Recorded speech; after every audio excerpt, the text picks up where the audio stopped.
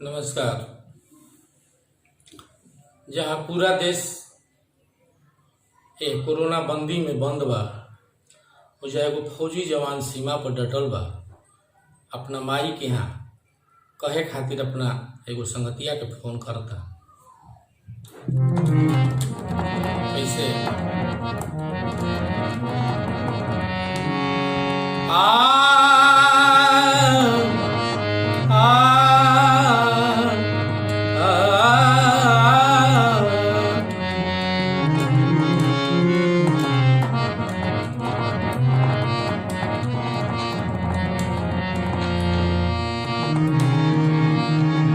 अरे ताकत होई आस में, उदास देखी देखी राही। ताकत होई आस में, उदास देखी देखी राही। हरदम एक सांस में मनावत होई काली। आरे भैया निर्मोही जाके माई के समझा के कहिया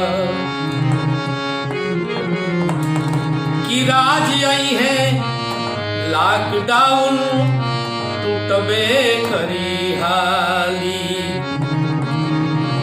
ऐसे कहता। अरे बंद बा कोरोना मैं बस दिल गरिया। बंद बा कोरोना मैं बस रेल गरिया। आरे बॉर्डर पर बानी हम आजाद से। अरे जाए निर्मोही भाई माई से कही।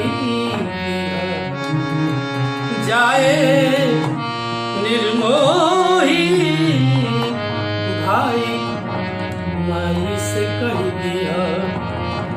अरे जियत बानी उनके आशीर्वाद। जाके निर्मोही भाई माई से कह दिया। ठीक बानी उनके आशीर्वाद से। आरे घरवे में रही के माई देवता मनई है। घरवे में रही के माई देवता मनई है। मुकाया शीस दुश्मन घूसे नहीं पई। हम यही जागल मानी तोहरे सबूतवा। हम वही जागल तोहरे सबूतवा। प्रेरणा लेके सूरज चांद से। जाए निर्मोही भाई माई से कही दिया। ठीक बानी उनके आशीर्वाद।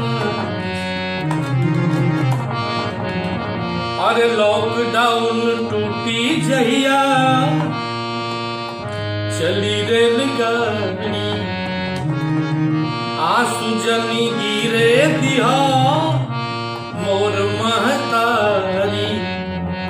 लॉकडाउन टूटी जहिया चली रेलगाड़ी।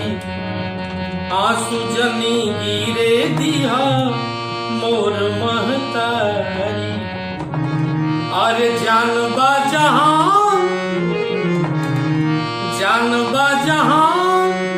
बाकी पहले हिंदुस्तान।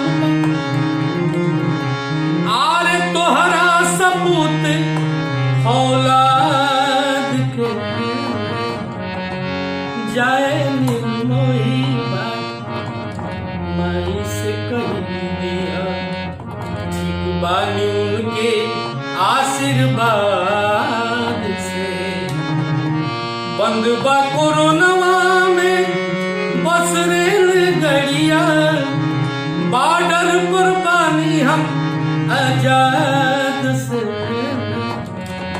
जाए निर्मोही भाई माई से कही दिया ठीक बानी उनके आशीर्वाद से ठीक बानी उनके आशीर्वाद